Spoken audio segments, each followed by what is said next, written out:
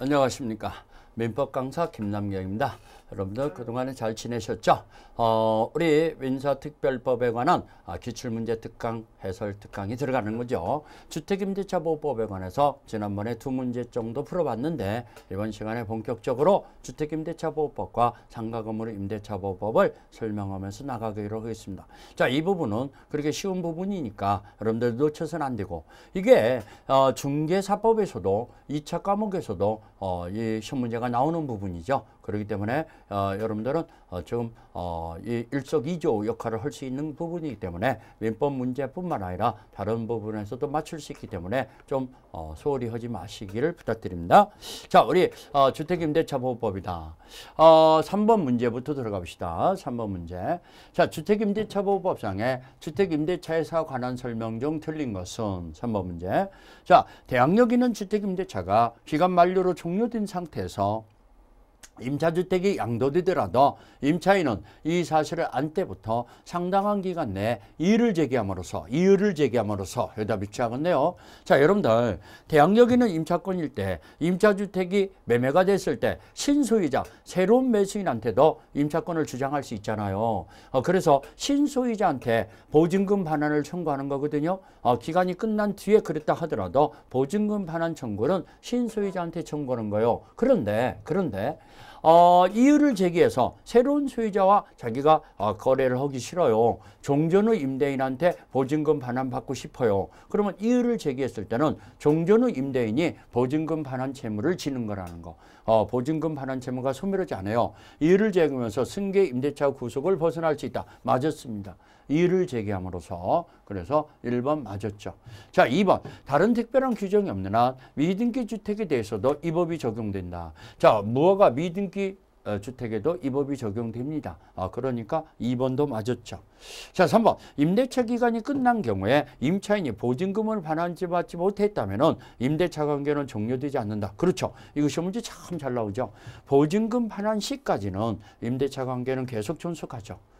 보증금 반환 시까지는 기간이 끝났다 해서 끝나는 게 아니죠. 그래서 그 임차 목적물의 반환과 보증금 반환은 동시행관계예요. 그렇기 때문에 계속 임대차 관계는 존속한다는 거. 그러면은 3번도 맞았죠. 다 맞았죠. 아직 답이 안 나왔죠. 4번. 자, 4번은 자, 우리 다가구용 단주주택 임대차 계약에서는 전입신고를 할 때까지 집원만 기재하고 통호수 표시가 없더라도 대항력을 취득할 수 있다. 자, 우리 단독주택에서는 집원만 맞으면 돼요. 통호수는 기재 안 해도 돼요. 연립주택이나 공동주택, 그러니까 아파트라든가 이런 다세대 주택에서는 통호수까지 기재해야죠. 그렇지만 단독주택에서는 집원만 맞으면 되는데 통호수는 없어도 대항력을 취득할 수 있다. 맞았죠. 4번도 맞았죠. 그러면 여러분들 여기서 이제 하나 더 알아내야죠. 단독주택에서 집원만 가지고 대항력이 생겼는데 이게 연립주택으로 공동주택으로 이렇게 바뀌어졌어요. 그래도 종전에 생겼던 집원만 가지고도 대항력은 유지된다라고 판결을 내렸죠. 아무튼간 연립주택으로 변경됐더라도 종전의 집원만 가지고도 대항력은 계속 유지된다는 거.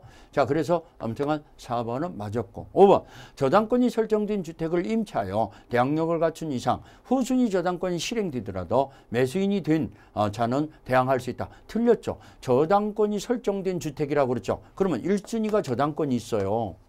1순위 저당권이 있고 2순위가 주택 임차권이에요. 그 다음에가 임차권이죠. 근데 그 후로 저당권, 후순위 저당권자가 경매를 실행했어요. 경매를 실행했으면은 자, 우리 말소되는 기준 권리는 여기잖아요. 기준. 그러면 여기서부터 소멸하죠. 그러면 임차권은 대항력을 갖췄더라도 경락인한테 대항 못하죠. 소멸하죠.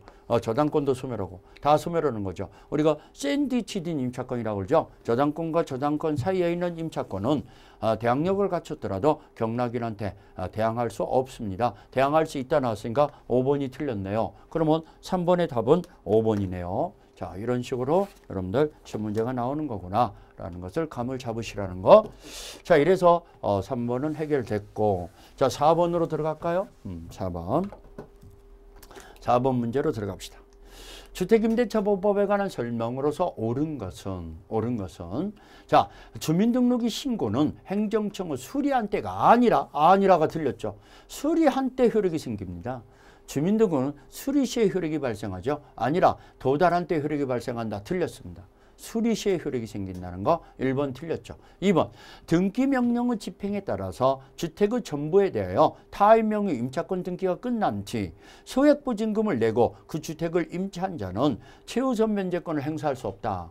자, 이거 등기 명령의 집행에 따라서 이 타인 명의로 임차권 지금 뭡니까? 임차권 등기가 끝난 뒤에 그 집에 들어온 소액보증금 최우선 면제금을 이 사람은 행사할 수 없죠. 최우선 면제금을 그 후순위, 그 집이 빈 집에 다른 임차인이 들어왔다는 얘기예요. 그 임차인에게는 최우선 면제금이 보장이 안 되죠. 그러면 2번은 맞았죠. 3번 임차권보다도 선순위 저당권이 존재하는 주택에 경매로 매각됐을 때 선순위 저당권이에요. 그러면 후순위 임차권은 경락인한테 대항할 수 없다고 그랬죠. 그러면 매수인은 경락인은 임대인의 지위를 승계한다. 틀렸죠. 승계한다. 틀렸습니다. 그러면 옳은 것은 답이 2번 나와버렸죠. 4번에 답은 2번 나왔고 3번, 4번은 어떻게 틀렸는가 볼까요? 3번, 4번. 자, 4번. 소액 임차인은 경매 신청을 등기 전까지 임대차 계약서의 확정일자를 받아야 최우선 변제를 행사할 수 있다. 자, 최우선 변제권은 확정일자가 필요 없다고 그랬죠. 확정일자가 경매 신청 등기 전까지 대항력만 있으면 좋겠다고 그랬어요. 그러면 이 확정일자를 받아야 한다고 나왔으니까 4번도 틀렸죠. 5번 주택 임차인의 우선 변제권은 대지 후 환가 대금에서는 미치지 않는다. 자, 이 주택 임차인의 우선 변제권은 대지 후 환가 대금에서도 미치죠. 미치지 않는다고 나왔으니까 틀렸죠. 대지에 대해서도 주택임대차보호법에 임차권의 효력이 미친다고 그랬어요. 그래서 대지만 경매가 되더라도 임차권의 보증금 우선 면제권을 행사할 수 있다고 그랬잖아요. 그렇기 때문에 5번도 틀렸죠. 그러면 맞은 걸 고르라고 했으니까 4번에 답은 2번이죠. 이 등기 4번의 답이 2번. 등기 명령의 집행에 따라서 임차권 등기를 하고 이사 갔는데 후순위 새로운 임차인이 그 주택에 들어왔을 때 그 후순위 임차권자에게는 최우선 변제금은 보장이 안 된다는 거, 소액보증금은 보장이 안 된다는 거. 그러면 2번이 맞았고 나머지는 다 틀렸죠. 자, 5번 문제로 들어갈까요? 5번 문제. 주택임대차보호법의 내용에 관한 설명으로서 옳은 것은 주택임대차보호법 최선순위의 전세권자로서 지위와 대항력을 갖춘 주택임차인으로서 지위를 함께 가진 자가 전세권자의 지위에서 경매를 신청했어요. 전세권자의 지위에서 경매를 신청했다. 이러면 임차인은 대항력을 주장할 수는 없다. 자, 여기 봅시다. 최선수의 전세권자로서 지위와 대항력을 갖춘 주택 임차인의 지위가 함께 가지고 있어요. 이러면은 이것만 생각하면 다 맞아요. 이건 별개의 권리라는 거. 자, 용익물권인 전세권자의 권리와 전세권의 위치와 주택 임차인의 위치가 별개로서 같이 가지고 있다는 거, 별개로 지위를 가지고 있다는 것만 생각하면 다 맞을 수 있죠. 자, 이렇게 가지고 있을 때 전세권자의 지위에서 경매를 청구했다 해서 임차인의 대항력을 주장할 수 없다. 이렇게 나왔으니까 1번 틀렸죠. 1번 틀렸어요. 1번 틀렸습니다. 별개의 지위를 가지고 있다는 것만 생각하면 이런 문제는 다 맞아요. 그래서 1번 틀렸고 2번 주택 임차인과 전세권자의 지위를 함께 가진 자가 함께 가지고 있다고 그랬어요. 임차인의 지위에서 경매법원에 배당을 요구했어요. 그렇다고 해서 전세권의 지위로서 배당을 요구했다고 볼 수 없어. 별개의 지위라는 것만 생각하면 다 맞아요. 이런 거. 자, 이런 것은 요구했다면 전세권자도 함께 배당을 요구한 것으로 보여야 한다. 틀렸잖아요. 별개의 지위예요. 그래서 임차인의 지위로서 배당을 요구했다 해서 전세권자의 전세금 배당을 요구한 것이라고 볼 수 없어요. 별개의 지위라고만 생각하면 다 맞는다는 거. 자, 3번.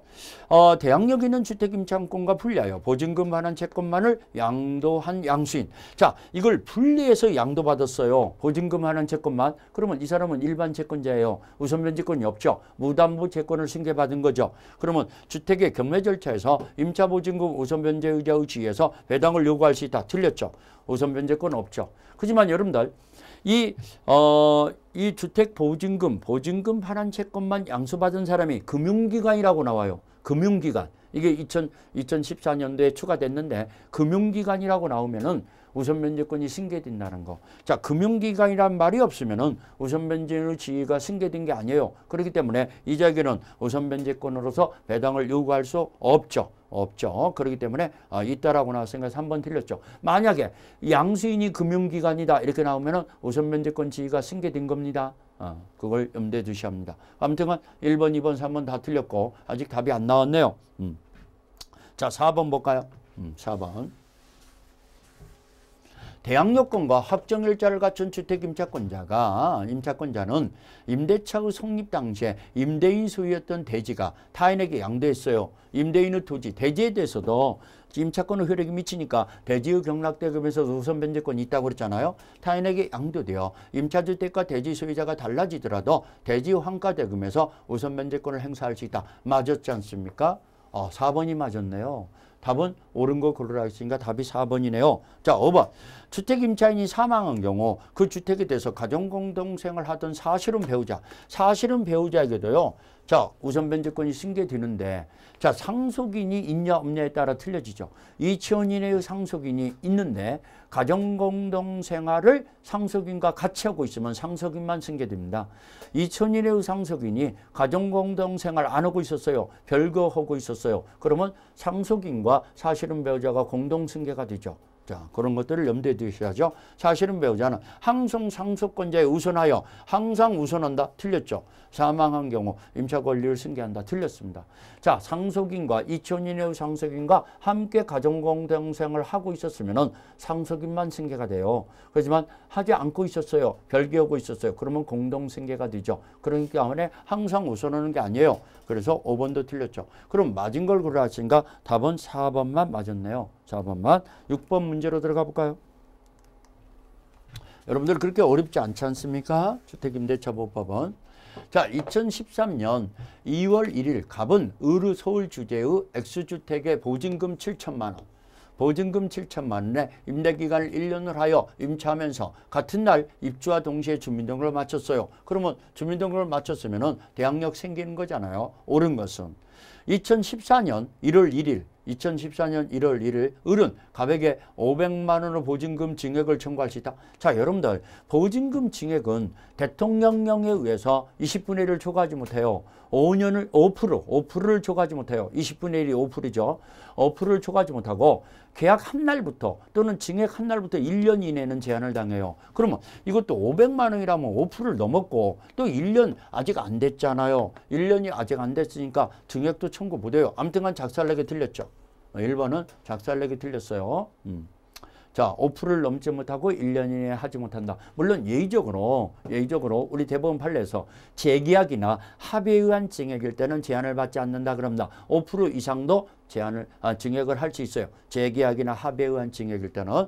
그렇지 않는 경우는 이런 제한을 받죠. 그래서 1번 틀렸고 2번 2014년 3월 1일 자 1년이 넘었죠. 갑은 임차권의 존속을 주장하더라도 자 이거 봅시다. 갑은 의류주택이라고 나왔잖아요. 그러면 갑이 임차인이잖아요. 임차인은 1년의 기간을 정했다 하더라도 2년을 주장할 수 있어요.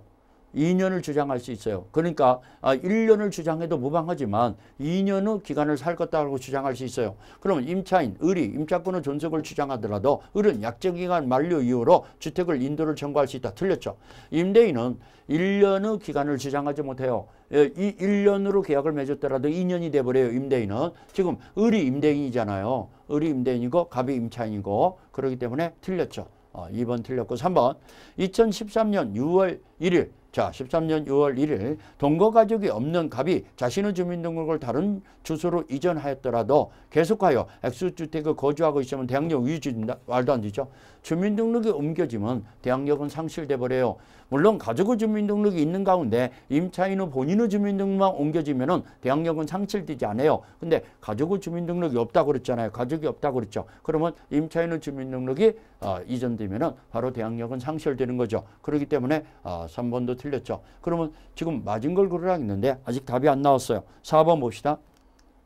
4번 4번은 2012년 12월 1일에 을이 병에게 주택에 대해서 근저당권을 설정해 줬어. 그러면 근저당권이 이 임차권보다도 먼저 빠르네요. 빠르죠. 줄이더라도 갑은 3,500만 원 한도 내에서는 병보다도 우선 변제를 받을 수 있다. 자, 이거 근저당권이 설정됐을 때 갑은 3,500만 원 한도 내에서 이 병보다도 우선 변제를 받을 수 있다.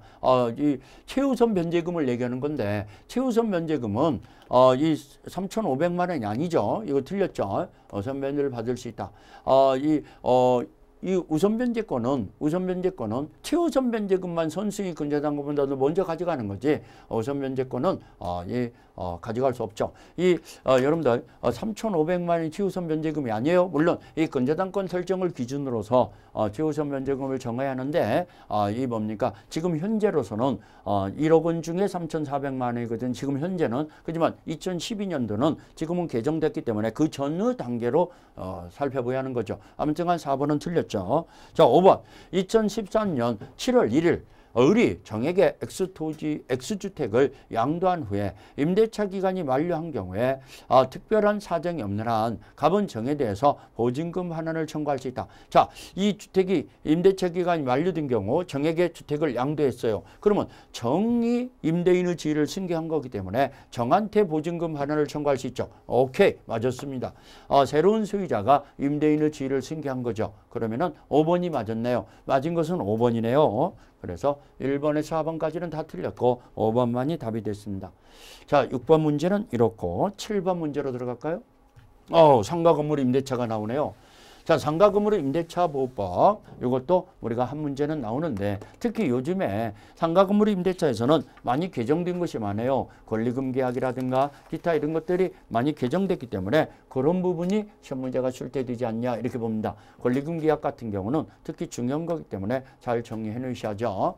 자, 우리 상가 건물 임대차 보호법에 옳은 것은 이것도 임차인을 보호하기 위한 특별법으로서 임차인에게 불리한 약정은 무효가 되죠. 무효가 되는 또 상가 건물에서는요. 사업자 등록이 대상이 되는 임대차가 이 법이 적용되죠. 사업자 등록. 그 다음에 이 상가 건물 그러면 이 상업용 건물이라는 것은 실질적 용도로 따져보는 거죠. 실질적 용도. 그 다음에 이 인도와 사업자 등록이 되면 이걸부터 대항력이 생기는데 이것도 경공매에서 보증금 우선 변제권은 확정일자를 받아야 해요. 확정일자는 세무서에서 받아야죠. 세무서에서 이 사업자 등록이 된 세무서장으로부터 받아야 한다는 거 그런 것 정도 정리하시고 임차인을 보호한 특별법으로서 1년 미만으로 약정하면은 1년이 되죠. 물론 임차인은 그 미만의 약정 기간을 주장하는 거 무방해요. 하지만 임대인은 1년간 구속을 당하는 거고 또 여러분들 계약갱신 요구권이라는 게 있어요. 주택은 없지만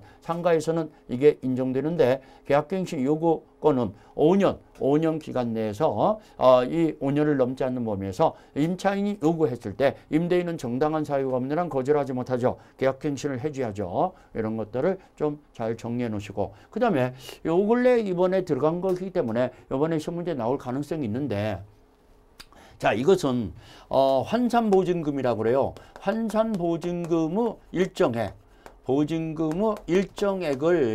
일정액을 초과하는 임차권은 초과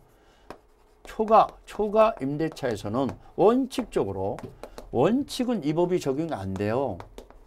이 법에 적용 없다. 원칙은 적용 안 되는 거죠. 그런데 초과 임차권이라 할지라도 예의적으로 적용되는 거 이게 중요한 거죠. 예의적으로. 자, 아까 얘기했던 계약갱신 요구권 있잖아요. 계약갱신 청구권 5년이라는 계약갱신 청구권 최초 임대차 계약을 포함해서 이것은 모든 임대차가 다 적용돼요. 액수가 초과되는 임대차도 적용되죠. 여러분들 이 액수가 뭐냐면은요. 서울은 4억 원이잖아요. 환산보증금이라는 게 뭐냐면은요.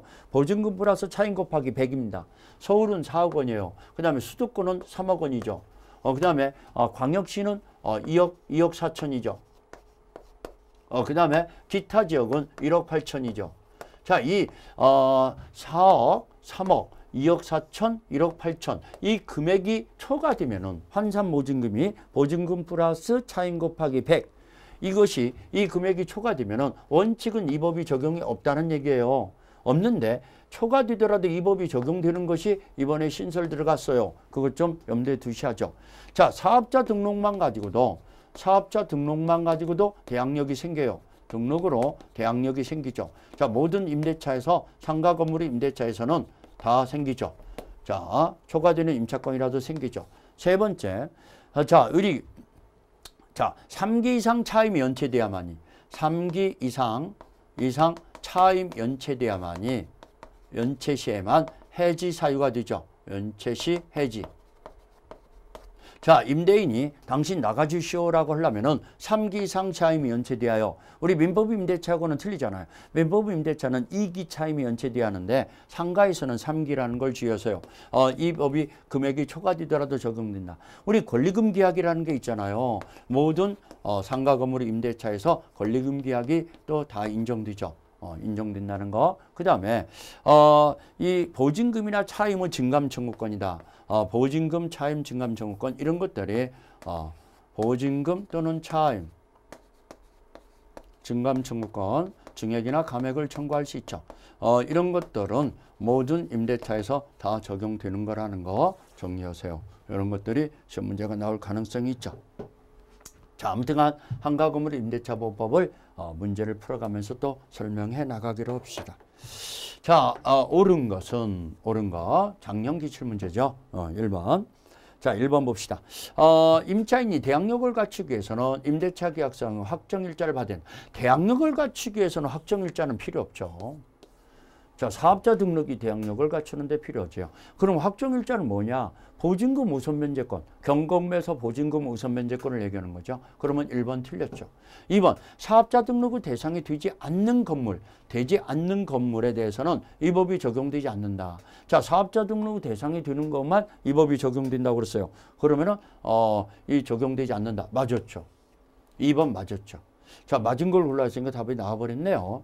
3번, 기간을 정하지 아니하거나 기간을 2년 미만으로 정한 임대차는 2년으로 본다. 틀렸죠. 이것은 주택을 말하는 거죠. 상가는 1년이죠. 1년. 이건 주택을 말하는 거기 때문에 틀렸죠. 전차인이 차임 연체액이 2기의 차임액에 달하도록 연체된 경우 전대차 계약을 해지할 수 있다. 2기가 아니라 3기죠. 상가에서는 3기라고 그랬죠. 그래서 이 4번도 틀렸고. 자, 5번은 어떻게 되는가 볼까요? 5번. 권리금 회수의 방해로 인하여 임차인, 임대인에 대한 손해배상 청구권. 자, 임대인이 권리금 회수하는 걸 방해했어요. 그러면 임차인은 임대인한테 손해배상을 청구할 수 있어요. 이 손해배상은 지금 현재 권리금과 이 신규 임차인과 권리금을 받기로 하는 그 권리금 중 낮은 금액을 넘지 못한다 그럽니다. 낮은 걸 청구해야 한다는 얘기죠. 근데 이 손해배상 청구권은 임대차가 종료한 날부터 3년 이내에 행사해야지 3년이 지나면 시효로 소멸해버리죠. 3년 이내에 행사해야 한다는 거. 자, 이 손해배상은 방해가 있는 날이 아니죠. 임대차가 종료한 날부터 3년 이내에 행사하지 않으면 시효로 소멸한다. 방해가 있는 날이란 말이 틀렸죠. 그러면 5번도 틀렸네요. 그러면 지금 1번 문제에서는 옳은 것이니까 2번이 답이고 나머지는 다 틀렸죠. 2번이 답이라는 거. 상가 건물에서는 사업자 등록의 대상이 되는 건물 임대차에서만 이 법이 적용되는 것이다 그랬어요. 자, 그 다음에 2번 문제로 들어갈까요? 2번 문제. 자, 갑은 을 소유 서울특별시의 소재의 X상가 건물을 2009년 6월 1일에 보증금 4,500만 원에 임차했어요. 보증금. 같은 날 인도받은 후 같은 해 6월 10일 날 사업자 등록을 했죠. 사업자 등록을 신청했다. 다음 중 옳은 것은? 자, 사업자 등록을 신청한 다음 날부터 다음 날 0시부터 대항력이 생긴다는 거. 자, 옳은 것은 X건물은 2009년 4월 6일에 가등기를 한 병이라는 자가 있어요. 병이 같은 해 6월 19일 날 가등기에 기한 본등기가 맞춰졌네요. 그러면 가등기가 지금 임차권 후 대항력이 생기기 전에 먼저 가등기가 돼 있잖아요. 그럼 본등기가 맞춰졌을 때 이 병한테는 대항할 수 없죠. 갑은 임차권을 가지고 병한테는 대항할 수 없다. 맞았습니다. 1번 맞았죠. 답이 1번 나와버렸죠. 벌써. 자, 2번. 갑이 임차 목적물을 사실행위와는 더불어 영리를 목적으로 하는 활동을 이루어진 공장을 사용하고 있어요. 공장을 사용하더라도요. 영리 목적으로 하는 이런 영업용 목적을 할 때는 이 법이 적용된다고 그랬어요. 근데 적용 대상이 아니다라고 나왔어요. 틀렸죠. 상가 건물의 임대 실질적 용도로 따져보지 공무상의 용도로 따져보는 게 아니라고 그랬어요. 그래서 2번 틀렸죠. 3번. 3번은 자, 갑과 을 간의 임대차 기간을 정하지 않는 경우에 계약갱신이 없다면은 자, 임대차 기간을 정하지 않았어요. 정하지 않았으면은 계약갱신이 없다면은 계약은 2011년 5월 31일에 만료한다? 아니죠. 1년이죠. 기간을 정하지 않았을 때는 1년입니다. 다시 갱신하겠다는 얘기가 없으면 그러면 2010년 5월 30일에 만료한다 이래야죠. 2011년이라고 나왔으니 틀렸죠. 1년이니까 상가 건물은 1년입니다. 그 다음에 4번. 갑이 임차 부분의 일부를 경과실로 파손한 경우 계약갱신을 요구하지는 못한다. 자, 이걸 고의나 중대한 과실로 파손했을 때는 계약갱신 요구를 임대인이 거절할 수 있는 사유가 돼요. 우리 10조에 나오죠. 근데 경과실일 때는 거절할 수 있는 사유가 아니에요. 그러면 요구할 수 있죠. 요구하지 못한다 나왔으니 틀렸죠.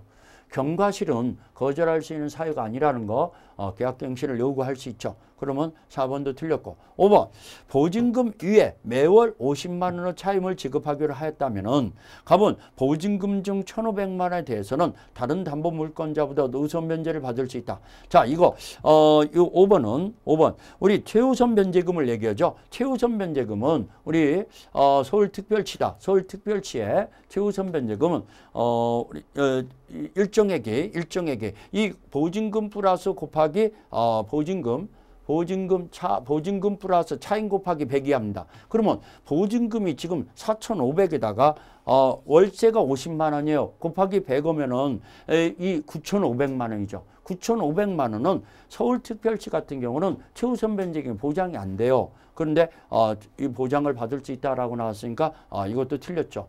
서울특별시는 9,500만 원이 아니라 6,500만 원 중 이 뭡니까? 우리 2,200만 원, 2,200만 원의 최우선 변제금을 받는 거죠. 6,500만 원 중 2,200만 원. 그렇기 때문에 이건 금액이 넘어버리면은 최우선 변제금 대상이 안 되죠. 이것도 틀렸죠. 틀렸으니까 5번도 틀렸죠. 자, 물론 최우선 변제금이 이 날짜를 기준으로 정해야겠지만 지금 현재는 6,500만 원 중 2,200만 원입니다. 그런데 그 날짜를 기준으로 정해야 하는데 아무튼간 9,500만 원이나 되니까 이 적용이 안 되는 거죠. 날짜가 관계없다라도 적용이 안 되는 거죠. 아무튼 옳은 것을 지금 2번 문제에서는 1번만 맞았죠. 2번 문제에서는 1번만 맞았고 나머지는 다 틀렸네요. 3번 볼까요? 3번.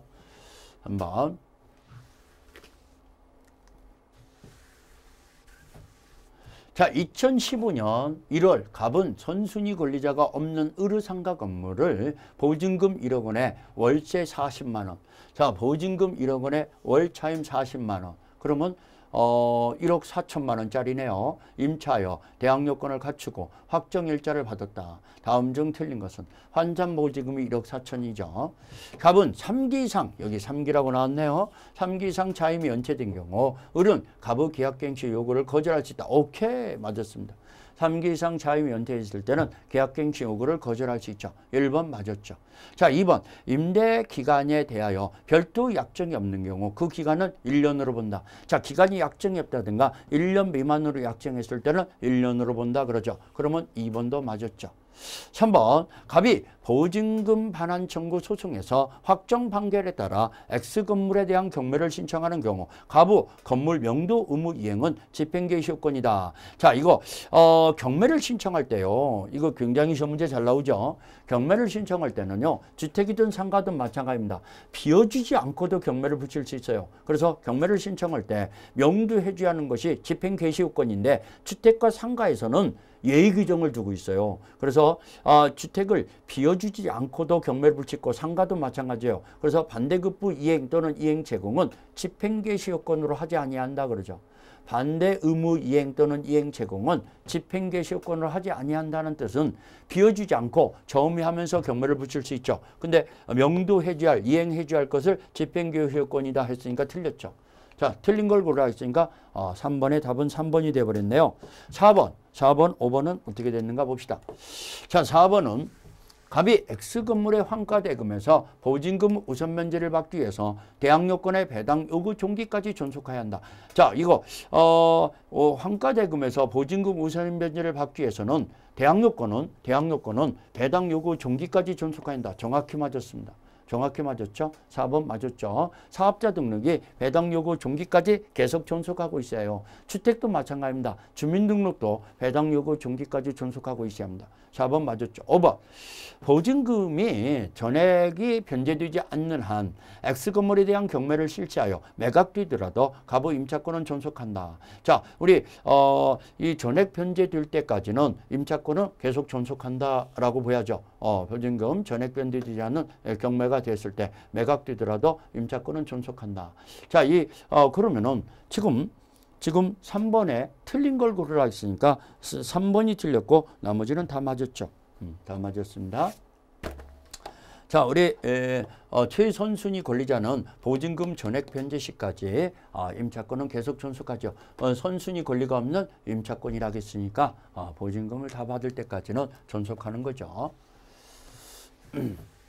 자, 4번 문제로 들어갈까요? 4번 문제. 상가건물의 임대차 보호법에 임차인이 그가 주선하는 신규 임차인이 되려는 자로부터 권리금을 지급받을 것을 방해하는, 자, 그 신규 임차인으로부터 권리금을 지급받는 거, 이걸 권리금 계약이라고 그러죠. 권리금 계약. 근데 임대인이 그걸 방해해서 그러면 임대인에게 손해배상을 청구할 수 있다고 그랬잖아요. 이 손해배상 청구는 임대차가 종료한 날부터 3년 이내에 행사해야 한다고 그랬죠. 3년이 지나면은 시효로 소멸한다고 아까 강조했잖아요. 자, 임대차가 종료한 날부터 얼마 이내냐 가르쳐 놓은 거 나왔죠. 아주 쉬운 문제죠. 3년. 답이 3년 나와버렸죠. 임대차가 종료한 날부터 3년 이내 행사하지 않으면 시효 완성으로 소멸한다.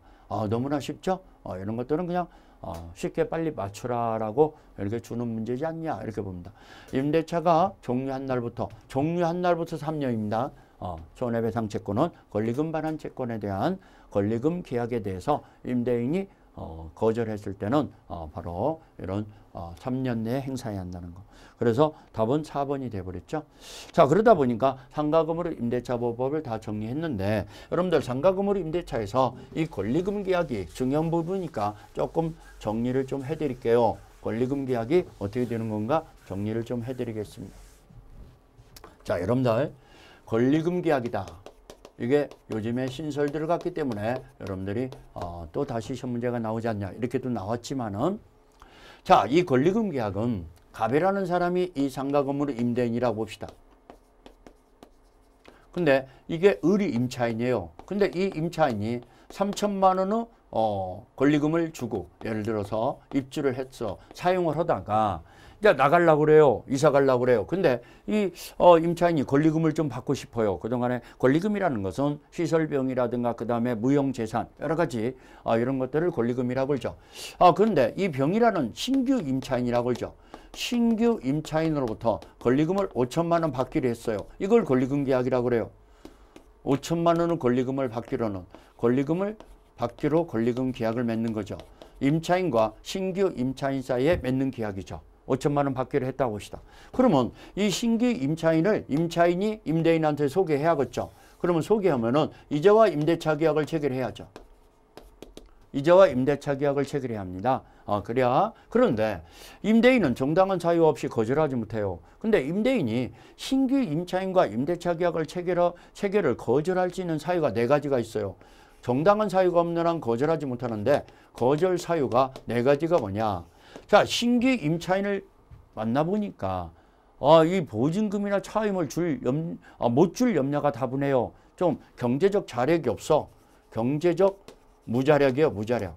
자, 이런 보증금이나 차임을 못 줄 염려가 다분해요. 그러면 자기가 손해보잖아요. 그러니까 거절할 수 있는 거죠. 두 번째, 신규 임차인을 만나보니까 의무 위반할 우려가 다분해요. 의무 위반할 우려가 다분하더라 이겁니다.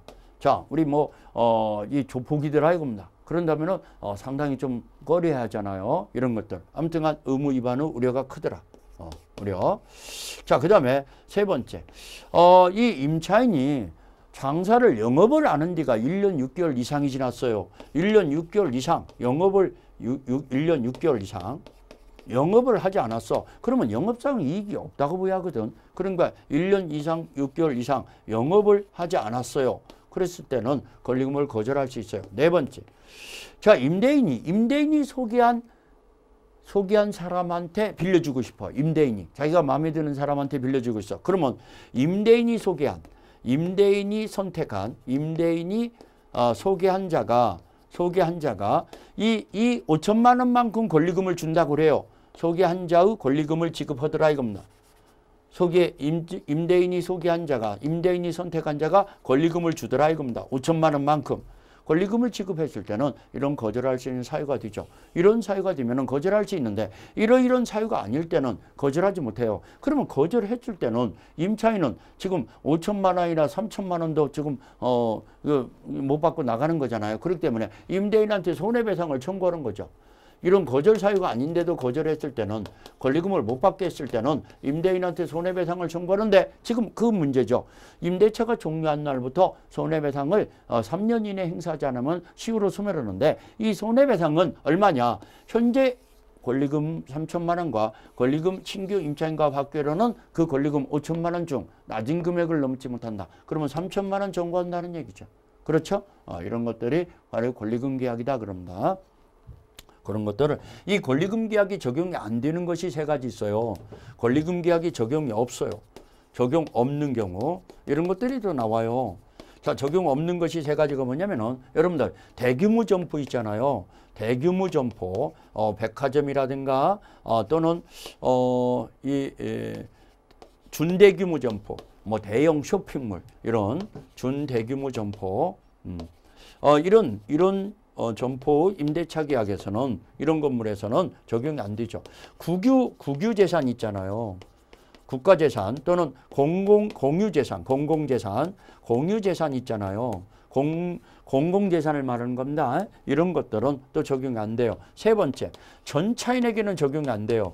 임차인에게 적용되는데 또 전차인한테 권리금이 인정된다면은 따블이 되잖아요. 이상하잖아요. 그러니까 전차인에게는 적용이 안 된다고 규정이 돼 있어요. 적용이 안 되는 거 이 세 가지 좀 눈여겨보시고 아무튼 권리금 계약에 대해서는 또 시험 문제가 나올 만한 거기 때문에 좀 교과서를 교재를 샅샅이 읽어봐야 한다는 거. 자, 이래서 우리가 상가금으로 임대차 보호법을 정리해 봤습니다. 자, 우리 가등기 담보에 관한 법률을 들어가 봅시다. 자, 가등기 담보에 관한 법률은 자, 우리 민사특별법으로 일종의 변칙담보라고 볼 수 있어요. 변칙담보라는 것은 우리 저당권과 같은 제한물권 법리에 의한 담보가 아니라 소유권 양도 형식 이러하는 담보를 변칙담보라고 그래요. 비전형 담보라고 그러죠. 예전에 여러분들 땅 문서 잡히고 돈 빌린다, 집 문서 잡히고 돈 빌린다 이런 얘기 많이 했잖아요.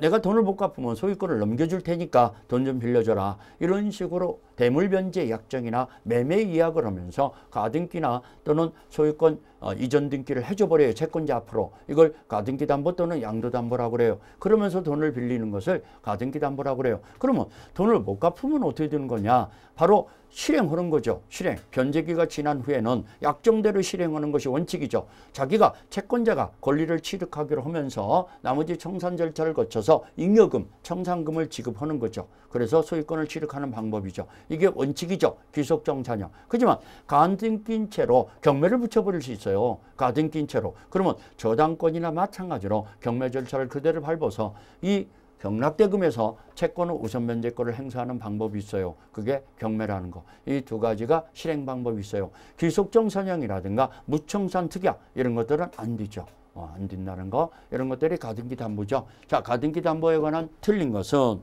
문제를 풀어가면서 설명해 드릴게요. 자, 1번. 가등기 담보권이 설정된 경우에는 설정자는 담보권자에 대하여 그 목적으로 소유권을 자유롭게 행사할 수 있다. 자, 이 담보권이 설정됐다 하더라도 청산 절차가 종료되기 전까지는 담보권자에게 사용 수익권이 있어요. 담보권 설정자에게 사용 수익권이 있어요. 소유권도 설정자에게 있어요. 그러면 자유롭게 소유권을 행사할 수 있다. 맞았습니다. 설정자가 소유권이 있고 설정자가 사용 수익권이 있으니까 1번 맞았죠. 2번 귀속정산의 경우는 채권자가 담보권 실행 후 통지 절차에 따라서 통지한 청산금 금액에서 다툴 수 없다. 자, 채권자는 청산 통지한 금액에 대해서 다투는 다툴 수 없어요. 구조에 나오죠. 가등기 담보부 구조. 정확히 맞았어요. 시험 문제 잘 나옵니다. 2번. 3번.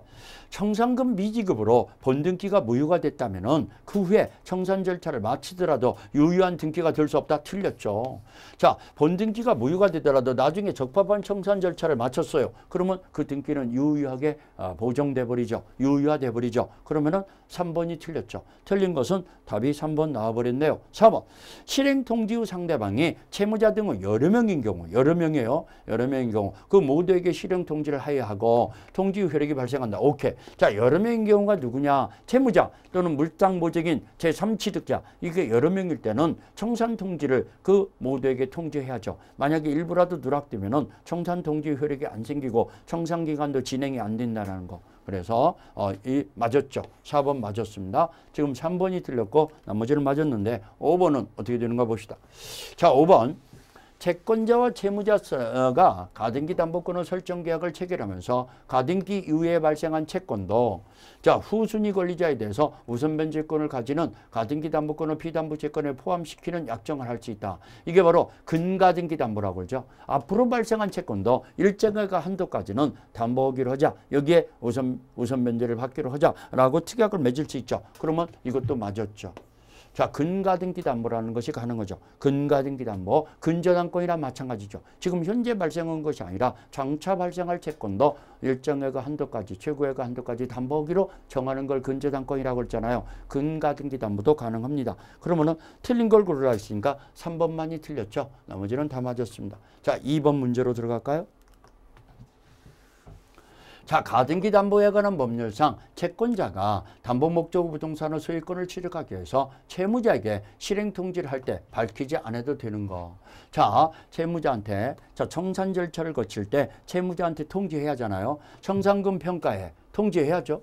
통지해야죠. 그 다음에 후순위 담보권자의 비담보 채권에 후순위 담보권자는 선순위 가등기 담보권과 전혀 신경 안 쓰죠. 그 신경 쓸 거 없어요. 가등기에서 본등기가 되면은 싹 없어지니까 후순위 권리자는. 그러면 이건 밝히지 않아도 되죠. 밝히지 않아도 되는 거. 밝히지 않아도 되는 것은 답이 2번 나와버렸어요. 답이 2번이에요. 이건 밝힐 필요가 없어요. 통지 당시에 목적 부동산을 평가해. 통지해야죠.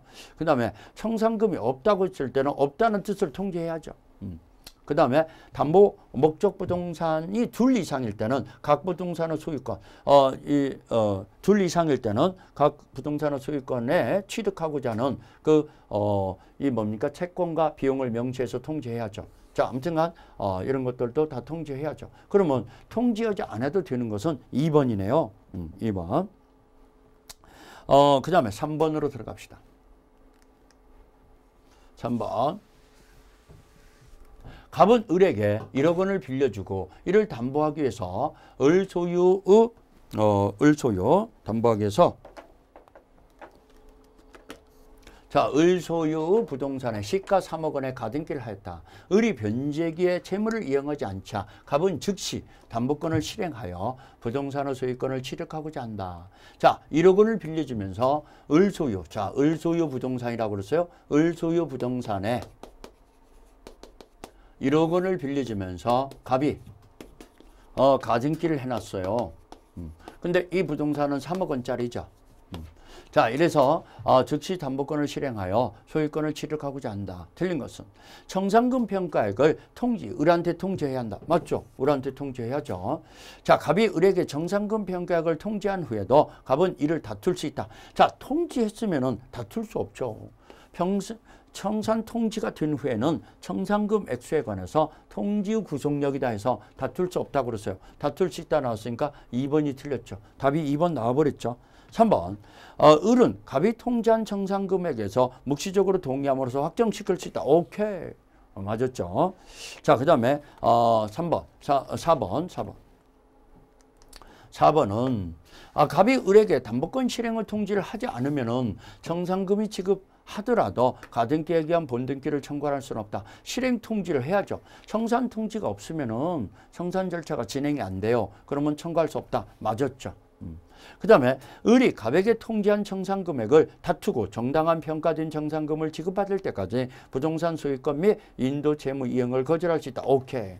자, 여러분들 청산 통지는 채권자가 주관적으로 평가하는 거거든요. 그러면 객관적 평가 금액에 현재에 미치지 못하도록 미달되게 평가하는 경우가 많이 있죠. 그랬을 때는 객관적 평가 금액에 해당되는 청산금을 받을 때까지는 나 이거 못 내줘 라고 주장하면서 인도를 거절할 수 있죠. 그랬기 때문에 5번 맞은 거죠. 5번 맞았고, 자, 틀린 것은 3번의 답은 2번이죠. 2번. 자, 4번 문제로 들어갈까요?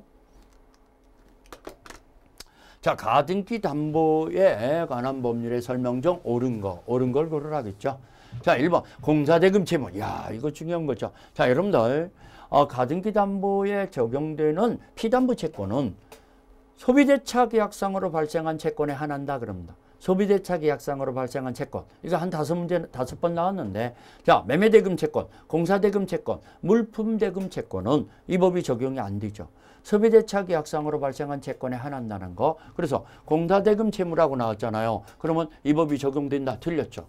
1번 틀렸죠. 2번 청산금을 지급할 필요가 없이 청산 절차가 종료한 경우에 그때부터 담보 목적물로 과실수취권은 채권자에게 귀속한다. 청산 절차가 종료되면은 청산금이 없을 때는 종료와 함께 귀속되니까 채권자에게 귀속한다. 맞았습니다. 2번은 맞았죠.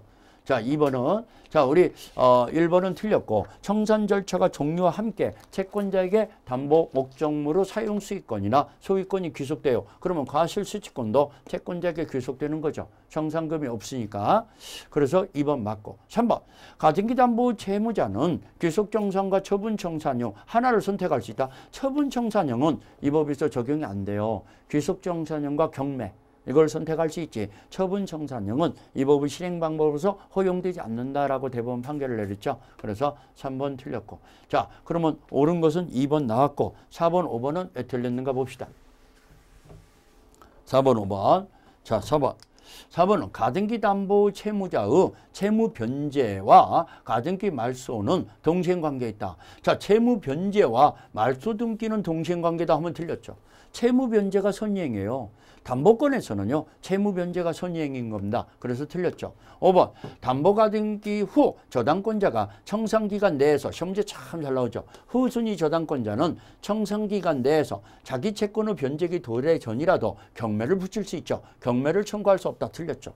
12조 2항 아주 중요한 겁니다. 자, 다시 한번 얘기합니다. 가등기 후에 후순위 권리자는 가등기 후순위 권리자는 청산 방법에 마음에 안 들어요. 객관적 청산 금액에 현저하게 미달리게 했어요. 그랬을 때는 후순위 권리자는 자기 채권의 변제기 도래 전이라도 청산 기간 내에서 경매를 붙일 수 있어요. 경매를 청구할 수 없다 나왔으니 게 틀렸죠. 그러면 4번의 답은 2번입니다. 4번의 답은 2번이니까 나머지는 틀린 거죠. 옳은 걸 고르라 했으니까 2번이 맞았고 나머지는 틀렸는데, 자, 우리 5번 문제로 들어가 볼까요? 5번 문제. 자, 갑은 을로부터 1억 원을 빌리면서 자신의 X 건물을 시가 5억 원에 저당권을 설정해 준 다음 병으로부터 2억 원을 빌리면서 X 건물을 양도담보로 제공했어요. 양도담보로 제공했다는 거. 자, 그러면 병 명의 소유권 이전 등기를 해줬죠. 자, 채권자 명의로 등기를 넘겨주는 걸 양도담보라고 그러죠. 틀린 것은 갑이 을에게 비담보 채무를 전부를 변제한 경우 갑은 저당권 설정 등기 말소를 청구할 수 있다. 자, 이거 전부를 다 갑이 을에게 1억 원을 빌리면서 저당권을 갑이 을한테 1억 원을 빌리면서 이 X 건물을 자신의 X 건물을 저당권 설정해 줬잖아요. 그 다음에 병한테 2억 원을 빌리면서 양도담보로 소유권 이전 등기를 해줬잖아요. 소유권 등기를 해줬어요. 갑은 을한테 돈을 변제하면서 전부 변제하면서 말소 청구할 수 있다. 맞았죠. 1번 맞았죠. 2번 병이 갑에게 정상금을 지급함으로써 X건물의 소유권을 취득하면은 양도담보권은 소멸한다. 자, 정상금을 지급하고 소유권을 취득했어요. 그럼 양도담보권은 혼동으로 소멸해죠. 그러면 2번도 맞았죠. 3번 X건물이 멸실 훼손되면은 그 건물 범위 내에서 병의 양도담보권은 피담보 채권은 소멸한다. 자, 우리 건물이 멸실됐더라도 이 뭡니까? 우리 양도담보권은 물장대의성이 인정돼요. 물장대의성. 다른 변형 가치물이 남아있을 때는 소멸하지 않죠. 그러면 소멸한다 나왔으니까 3번이 틀렸죠. 물장대의성이 인정됩니다. 물장대의성이 인정된다는 거 4번. 4번을 보면은 자, 우리 을이 담보권 실행을 위한 경매로 X건물이 정액에 매각됐어요. 양도담보권은 소멸한다. 경매로 자, 을이 경매가 붙었어요. 그러면 후순위 이 양도담보권은 소멸해서 정이라는 사람이 경락인이 돼버리 소유권 취득하죠. 그러면 4번도 맞았죠. 5번 만일 선의무가 병으로부터 X건물의 소유권을 취득했어요. 이자가 선이에요. 무가 선이에요. 그러면 선일 때는 이자가 팔아먹어서는 안 되는데 아직 자기 것이 아니니까. 근데 이자가 선일 때는 이 사람은 유역에 취득하죠. 선의 제3자는 유역에 취득하죠. 자, 이래서 소유권을 취득한 경우 갑은 병명의 소유권 등기를 말소 청구할 수 없다. 맞았죠.